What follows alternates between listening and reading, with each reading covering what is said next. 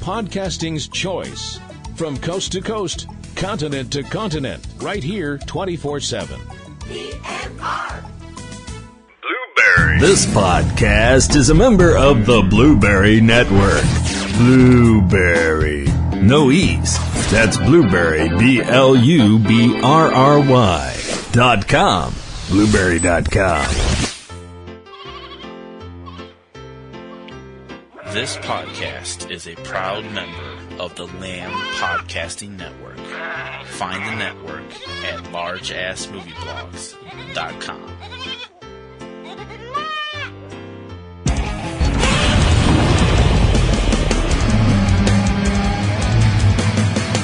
The Big G, Tokyo Town, StompDown. Welcome to another edition of the Big G Tokyo Town StompDown. I'm Kim Brown. I'm TC Kirkham, and it's brought to you by Subject Cinema, eCinemaOne.com, and our Patreon show, Kaiju Corner. If you'd like to listen to Kaiju Corner and our other Patreon shows, you need to subscribe and become a patron. $5 a month gets you Kaiju Corner, Film Flash, and Freeze Frame, plus all kinds of other goodies. Please go and check it out and donate and become a member at patreon.com/PNRNetworks. Yep. We are up to the 11th film in the Godzilla oeuvre, or oeuvre, how do you say that word? Is that right for this? Is that a right description? I don't really know. Sure. I don't know. It's just me being a smart aleck. And it is also considered, this movie was so different that a number of people associated with Godzilla hated it. Earlier movies. Because they just felt it completely destroyed the character. And I'm like, what? This one is out there for us. So our 31 Days of Godzilla continues with Godzilla vs. Hedora from 1971. In America, the film is known as Godzilla vs. the Smog Monster. Yep. You named this one of your guilty pleasures, right? I did. Yeah. The reason I did, way back in the day, was that by now Godzilla was definitely changed from the way that he was when he was introduced in Gojira. Now, what I mean by that is in Gojira, in most of the films that followed directly after Gojira, Godzilla was a force of nature, and viewed as such. That changed as the 60s went on. Yes. And also, Godzilla was viewed in the earlier films as a completely destructive force of nature that had no side other than his. Basically, if you look at it from a standpoint, if you try to look at it from the standpoint that I look at it, which I realize that some people are going to go, oh, here we go. Godzilla's not showing up in Japan and stomping the hell out of everything because, I'm a big, scary, evil monster. Look at me, be a badass. Mm-hmm. That's not what he's doing. What he's doing is going home. This is where he was. This is where he lived. He's going home. It's not his fault that there's all this stuff built up around home. You have to wonder if this animal is going, what the hell is all this? But by the time... I definitely need to remodel. But by the time Godzilla vs. Hedora came along, Godzilla was firmly entrenched and embraced by young children. Kids loved him. They did. And they turned him into a clone of Gamera, who was already started by the Toei Studios in the early 60s. And he was always aimed at being friendly to children, which is that remark I made on yesterday's show about Gamera is a friend to children everywhere. You can definitely see the changes, especially in the costume of Godzilla in this film. In this film and later films, if you look at stills, sorry, he's almost cute in this one compared to early Godzilla films. He's almost cute. Almost. Not quite there. No, we're not there yet. We're almost very there. We're more friendly closer. looking. Yes. Yeah, that definitely. He's trying to think how to word this.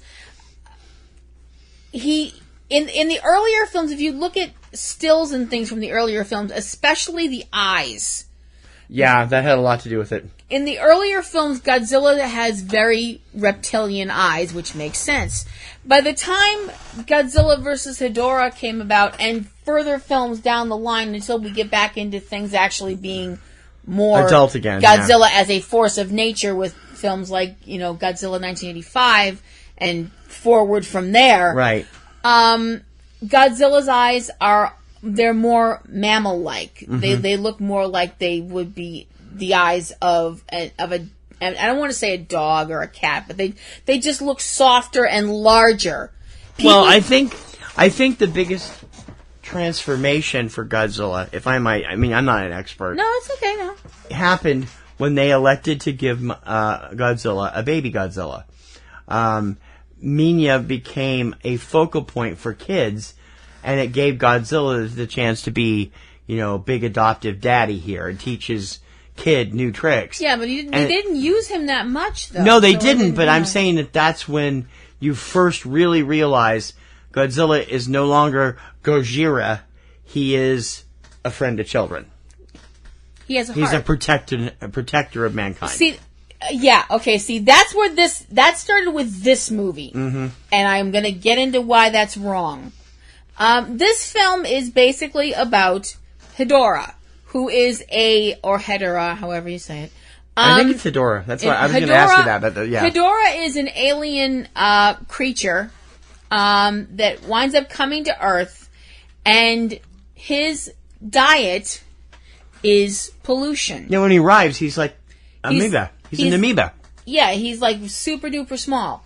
The thing is, because at the time, Japan and most of the rest of the world, there were severe pollution issues, especially in Japan.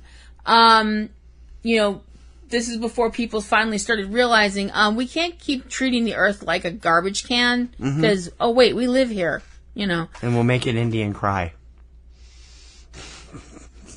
Oh, good grief. What? It's appropriate for the era. I know. And so is Woodsy Owl, but I wasn't going to bring that Give a up. hoot, don't pollute. Oh, boy. Hoot, hoot. Stop it! Anyway, so Hedora lands on Earth, and because there's so much pollution, he starts to feed on it, and he grows bigger and bigger and bigger. And uglier and uglier and uglier, because I am sorry. This is one of the ugliest monsters in the whole Godzilla film series, and I will fight you on that. It is just... No, it is hideous looking. Which makes sense. To the point where it's actually funny sometimes. What? I'm sorry, it's amusing. Because it looks so ridiculous. I mean, not ridiculous like the giant claw. No. But it has its own... I don't know, it looks like a giant piece of bubblegum with eyes stuck in it sometimes.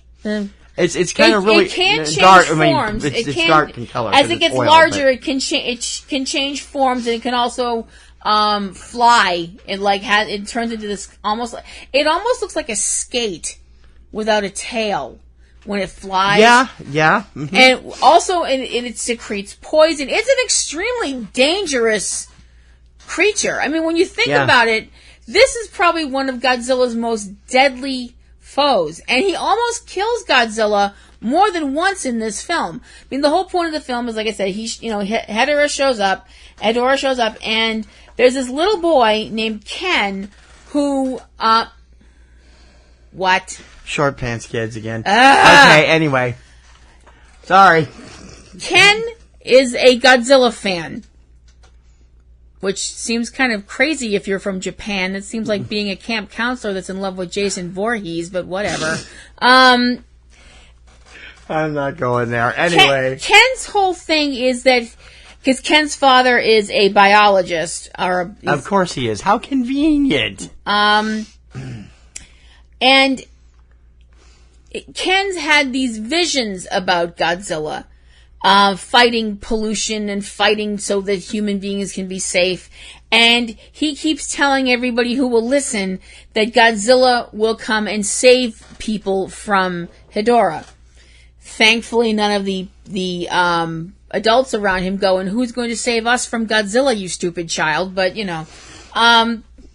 So anyway, Hedora keeps feeding on more and more pollution and keeps getting bigger and bigger. Amazingly enough, Godzilla actually does show up.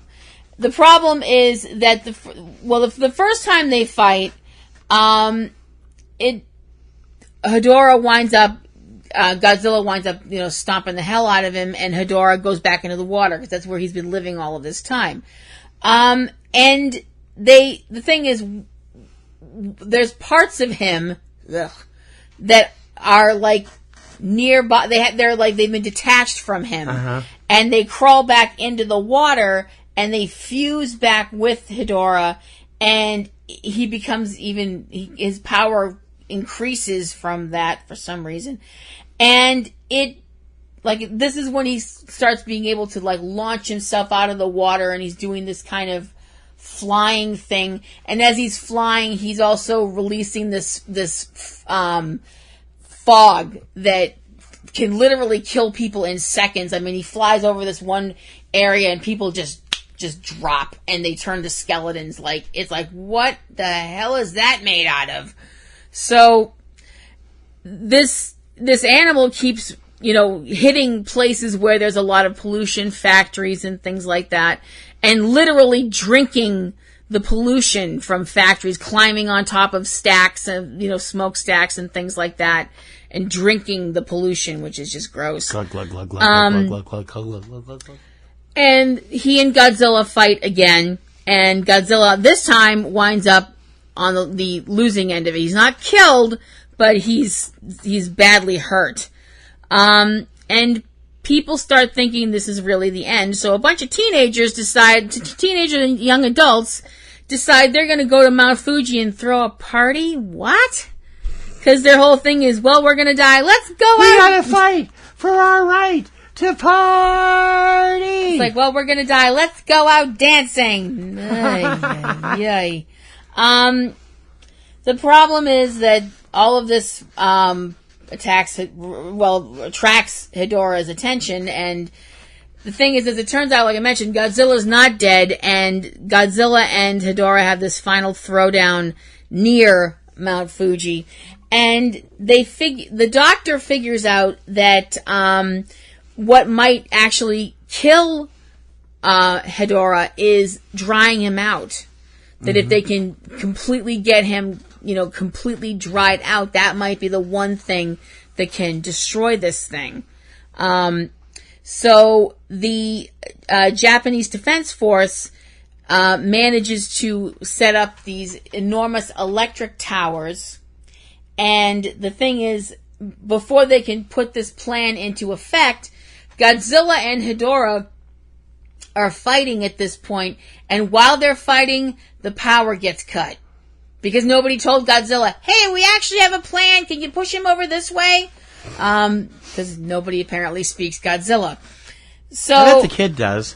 Well, the thing is, somehow Godzilla figures out what they're doing, so he uses his breath, his atomic breath, to get the generators going again and get these electrodes working, and these big bolts of electricity shoot into Hedora, and they wind up drying the creature out, but not all of it, just the upper skin of it, because it has more than one skin. Ew. Ugh. Ew? Yeah, I know. We're into Buffalo Bill territory here. Ew! Oh, ew. Hedora sheds that skin and tries to escape, but now this is the part of the film that you can't stand. This is the part of the film that you're always like, this movie is so lame, and this is why. Hedora tries to get away by flying, and Godzilla apparently decides, well, screw running after him. We'll be here all day if I do that. So he figures out flying too. Yeah. Using Nautilus style. Yeah, he flies like a Nautilus would fly if they could fly, which they don't. Well, they fly through the water. Yeah, they do fly. Yeah, backwards. And that's how Godzilla flies, backwards. He uses his atomic breath to propel himself off the ground. I still don't know how this works. Well, that works like a jet engine, I think. I guess. The speed of it and the harshness would propel some sort of lift, like a jet engine hitting the ground on a jet Which helicopter. you would also think would catch the ground on fire, but nobody decided to bother with that special effect. So Godzilla, like, pushes himself up off the ground with his atomic breath, and then proceeds to go backwards after Hedora. He's got his body kind of shaped in a C, I guess is the best way to put it, with his tail kind of tucked between his legs. I don't know how else to word this! You're no help at all. I can't think of how to describe it either. And a giant comma? So he uses this ability to chase after, to keep Hedora from escaping, and amazingly enough, it works. He manages to get a hold of Hedora, literally drags him back to these two towers, and holds this thing in the towers in between the electricity and the lightning and all that. And that dries it out. I mean, completely sucks burns away all the moisture from it, and Hedora winds up dying. So Godzilla, to make a point and to, make it very obvious, I am really, really sick of this crap, rips Hedora's body to pieces, which would have been a lot grosser except for the fact that it's all dried out. It's basically a husk. And then, blast the pieces and just make sure there's absolutely nothing left of this thing but, dust mites. Shards. Little atomic particles, and that's it. It is not reforming. And that's basically, and does Godzilla then go out and trash Tokyo as an after party? No. He just walks back into the water. You're welcome, and leaves. Well, pretty much. He walks back into the water, but not before he turns around and looks at the people that are left. You almost get the impression that he's like, you did this, don't do it again. Fix it. Yeah. And the only person saying goodbye and thank you and all that is the little boy Ken. Goodbye! Don't forget to ride! Now, this is where I have a problem with this film. Uh-oh. This is the film that started the trend that continued up through later Godzilla movies, of Godzilla being the gigantic deus ex machina that saves the day. And you have all of these people in these films, Godzilla's here to save us. I mean, there's one film way later in the franchise where some woman actually says, he always comes to protect us. I'm like, no, he doesn't. You dumb broad. That wasn't very nice. He's protecting his turf. He doesn't even know you exist, probably. Well, no. They said he looks, disdainfully at the little humans there at the end, so he knows. He knows. Well, we know ants exist, but we don't often ask their opinion. No, but you want to freak out, watch Phase 4 sometime. Or don't. 1974, Saul Bass, look for it. It's an incredible movie. The ending sucks. The ending does suck, but it's spooky up to that point. This is where it started. This started with, Godzilla is the defender of humanity. To which I say, bullshit. Language? Godzilla is not the defender of humanity. Godzilla is the defender of planet Earth. Yes. Being the defender, which is how he's being played in the Legendary series too. Being the defender of planet Earth and being the defender of humanity are two different things. Entirely different completely things. Different things, yeah. He's protecting, he is the Mother Earth of these films. Rather like the Gaia character in Captain Planet that was watching over things going wrong. But he doesn't care about the people on there. He wants to make sure the planet is okay. Yeah. See, that's the thing that really irritates me is people, he's the planet, he's humanity's protector. No, he's not. He's the planet's protector. I will grant you that. But if he winds up squashing a bunch of humans on the way, he's not going to cry about it. I'm going to be perfectly honest with you all. I know a lot of people think this film is goofy. Including most of the people that were involved behind the scenes at Toho. They were convinced that this was going to kill off the franchise. So I know. I'm glad they were wrong. yeah. But it definitely didn't, you know. Well, no, but then again, who got what's coming tomorrow? Well, I do enjoy watching this because some of the special effects are kind of cool. But I mean, and the monster, Hedora, is quite frightening until he gets too big. When you get him too big, he gets all goofy looking. you think so? I do. I also think Godzilla, like I said here, is almost cute, which is not the Godzilla that you see in the earlier Godzilla films. No, he's not. He's Definitely. much more menacing and more aggressive. He's terrifying. And here, he's just kind of like, oh, hi. It's like Kermit the Frog is playing Godzilla. No, let's not go nuts. It's not that. I could have said Rebecca Black is playing Godzilla. I mean, that's nuts. Oh, I got the death eyes. Congratulations, you just poked the bear. Poke.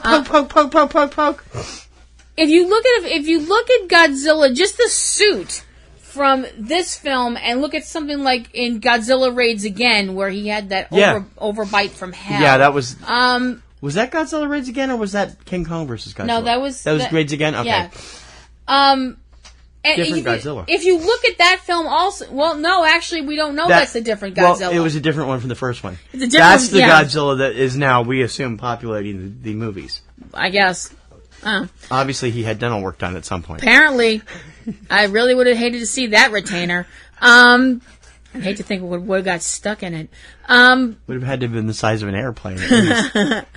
But if you look at the costume, and especially later costumes, and we'll talk about this when we get to those films, there's a softness and a roundness to Godzilla, where before there were angles and sharpness. Yeah, and he's become more of a pet here.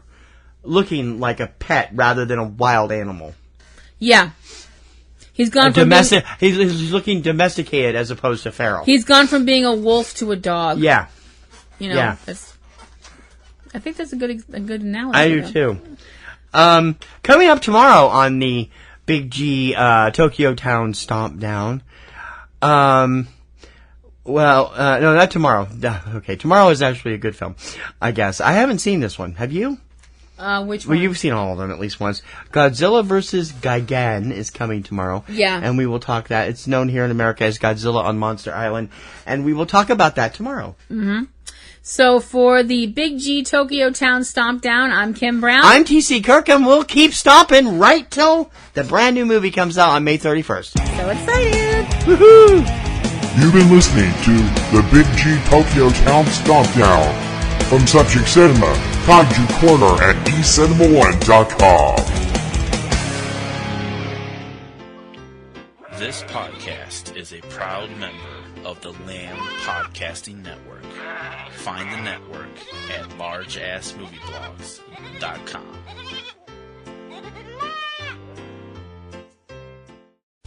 Podcasting's choice. From coast to coast, continent to continent, right here 24/7. PNR.